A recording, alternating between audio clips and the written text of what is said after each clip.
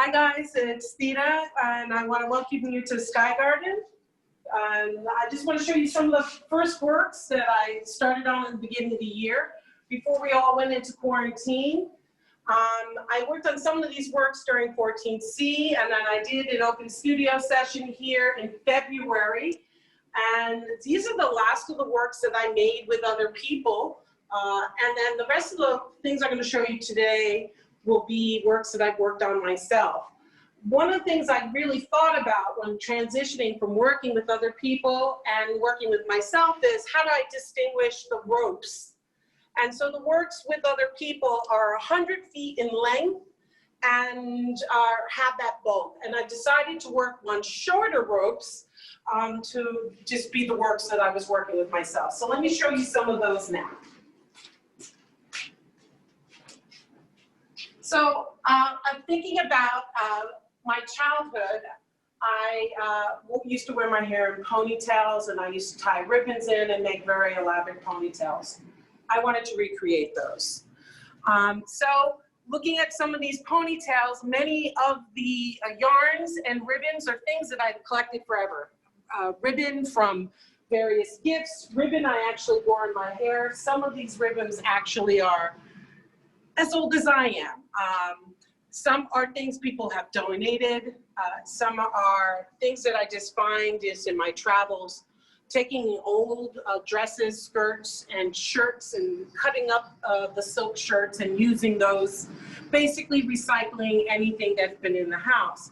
And while I've been in quarantine, early on, it was so difficult to get packages and order things, so I really did have to rely on the things that I had in the house.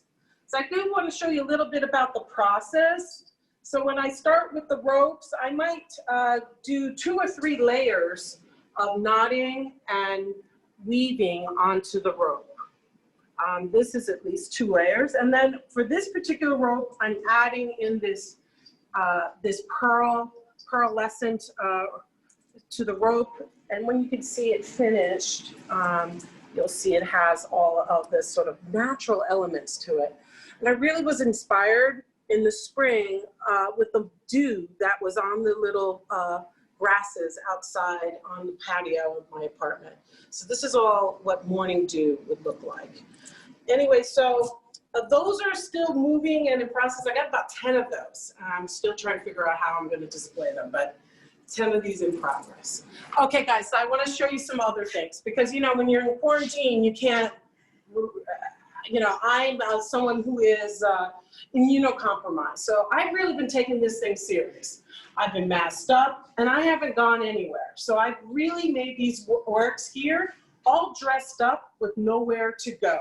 And it's as if you're playing in the closet. I don't know if you ever played in the closet, in your parents' closet as a kid, tried on a whole bunch of clothes, and I want to show you what that experience was like through these works. So each of these are the first 4 months in quarantine, and I really just went and played in my closet and pulled out things that were in there and cut up those skirts and cut up those shirts and reused them, and including the shoes, even bags, old jewelry, and incorporated that into these works. So there's a couple more here. Bead work, you'll notice over here, made flowers out of tulle and old yarn scraps that I had lying around and just sewed them into the pieces. So again, it's an extension of what I have been doing, but taking the concept of hair and turning it into fashion. Because in fact, hair is a reflection of your fashion choices that you do make. And I wanted to take it even a step further. This even has some of my actual hair in it. My hair is now this color, but so I've obviously been saving things for years. Throughout all of this, I've really had fun revisiting my closet.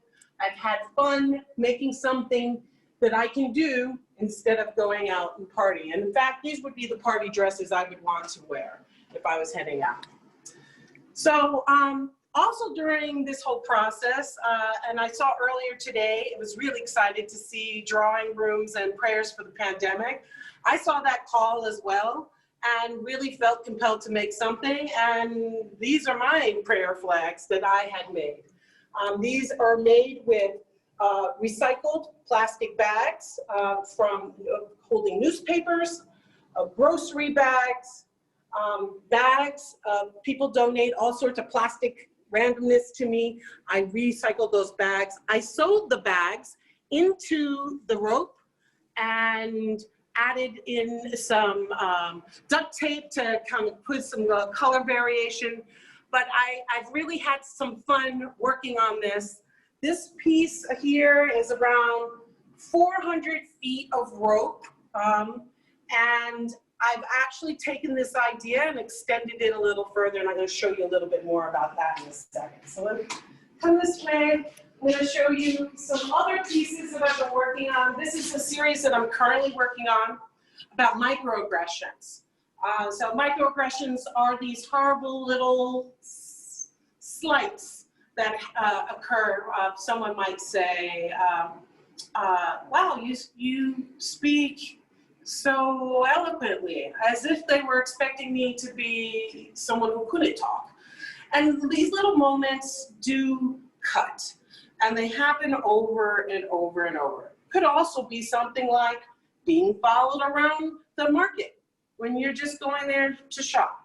So I wanted to make armor to deal with this, so I didn't feel the imposition of the microaggressions. This little black dress, when you think of it, you know, every woman has one in her closet.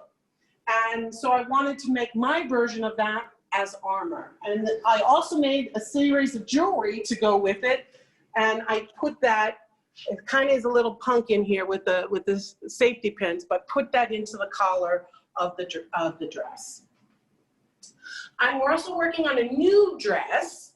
And this one's a little bit more Studio 54 with a very low back. This would be the back of the figure. I'm not finished with it. I'm still working on weaving into this lattice work here. And when this is done, this will be completely woven and have some weft to it. And also part of the process, again, still not done yet, but I do like to share, because if you were here, like any other JCAST, you might actually be working on one of these projects with me. But these are going to be covered with zip ties, and it will add some more to the sort of feather bow effect that I'm going for here.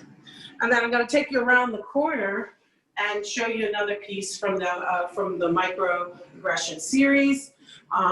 This one I spent several months this summer working on.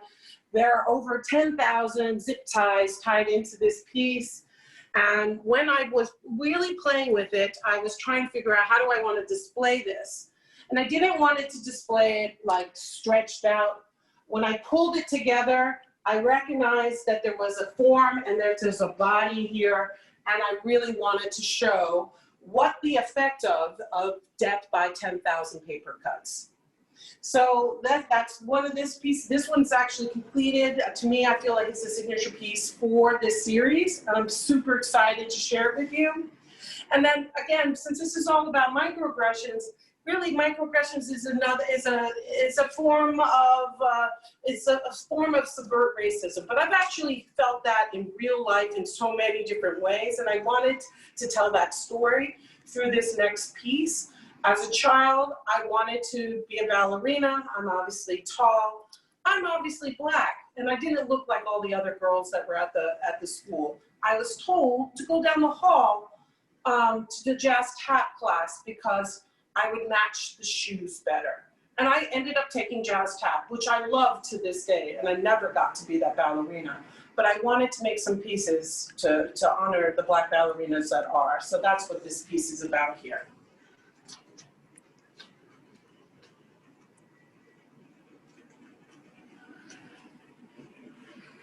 So guys, in addition to these other works, I'm always working on what's next. And this summer, I was supposed to be in Nairobi, Kenya at a residency. I was going to be there learning from Maasai women about beading and basketry, and I wanted to use recycled materials. Well, if you come into this little, my staging area, obviously I didn't make it to Kenya, but I am doing it anyway. I'm gonna do it virtually from here. I'm in contact with people through Facebook, using Messenger, and I pretty much spent most of the summer going through probably close to 20,000 bottle caps here that have all been washed and cleaned and dremeled and about ready to be strung together as beads and woven like the necklaces that the women wear in the Maasai tribe. So that is the next project for me. I wish you were here helping me do this, but this is what I'll be doing this winter. Instead of going out there, trying not to get sick with COVID, but let me take you into my main workspace, and you can see the last couple of things I want to show you today, okay? So when I started working on the prayer flags, I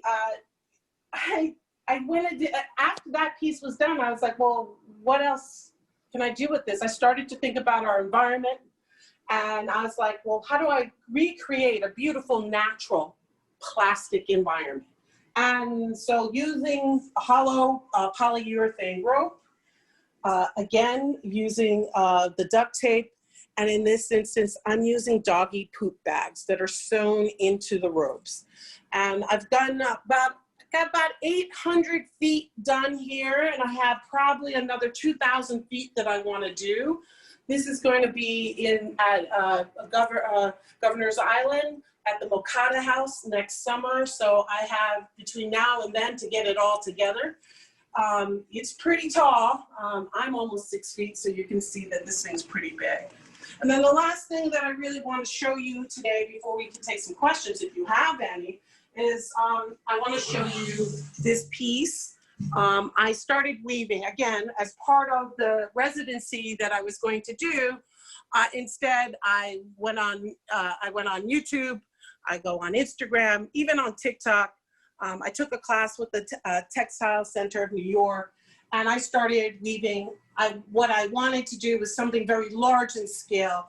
And of course, that meant I had to make my own loom. So I made this wall loom. This piece is 6 feet, it's roughly 4 feet. I really wanted to be big because when you get in here and you start weaving with it, it is very, very physical. And so each day that I've worked on, this is basically a record of maybe the last month and a half of my life. Every single stress, every single anxiety, every single conversation that was repeating in my head, every single conversation I ended up the Zoom feeling like, damn, I didn't do my best. I put all of that into this, into the weaving. And so I was able to take what was stressing me out over here and put it over there. So this piece is nearly done. Maybe there's a couple little things more than I need to do. One of the fun things about making this piece is having to actually make all the tools. So like making this shuttle and making all the pieces. So literally carved all of this, went to Home Depot, bought the things, and then carved all this stuff out so I can make these pieces. And it's been so much fun because not only is the making of the work, but the actual creation of everything so that I can even make this work, that's been a part of the process. It's been so wonderful and freeing for me. So I hope maybe you guys have some questions. If anyone has questions, you're welcome to type them into the chat and we can make sure that we read them out to Theda. Dory Dahlberg asks, do you sleep? No, Dory, I have not slept since 1986. That's not even a joke. It's true. I guess in 1986, I turned 16. I got my driver's license. I started to really know about stress and anxiety and other people's things that other people expected of me. And being a teenager, obviously, those wanting to live up to those expectations. So that's when my anxiety started, and that's when my insomnia started. Literally, when I can't sleep, I'm sitting here in the studio, and I could work on a piece like this for half an hour, 2 hours. I don't know where the time goes, but then when I get rid of that, like that moment that's putting me into insomnia, then I can sleep like a baby. Joe Fedor asks, when did you start all this? Wow. I've been doing this stuff forever, actually. I was a Girl Scout, so we learned weaving and sewing and crochet, knitting. My aunts, my grandmother taught me to sew. My mom encouraged me to paint. So I've been doing this for some time. In terms of working and thinking about textiles, I've been making small pieces of jewelry that I wear. I've been making my clothes since I was a kid, but actually thinking about it from, taking it from a craft perspective to think about it in a fine art lens, it's something I've been thinking about for the last few years, and really just throwing myself into just textiles completely. Like I miss my paints, but I don't really miss them. I miss my camera, but I don't really miss my camera. I would say the last 3 years. We have So Caradad asked what the name or the title of the ballerina pieces were. You know, I'm playing with a couple of names, but right now the working title is, I'm calling it Black Ballerinas. And that's what I have it saved in like all my documentation. I take pictures, video. I keep all. I write really what my feelings are while I'm making these things. And when I go back and like officially photograph the work, I go back through all these materials, and that's when I come and make the decision on the naming.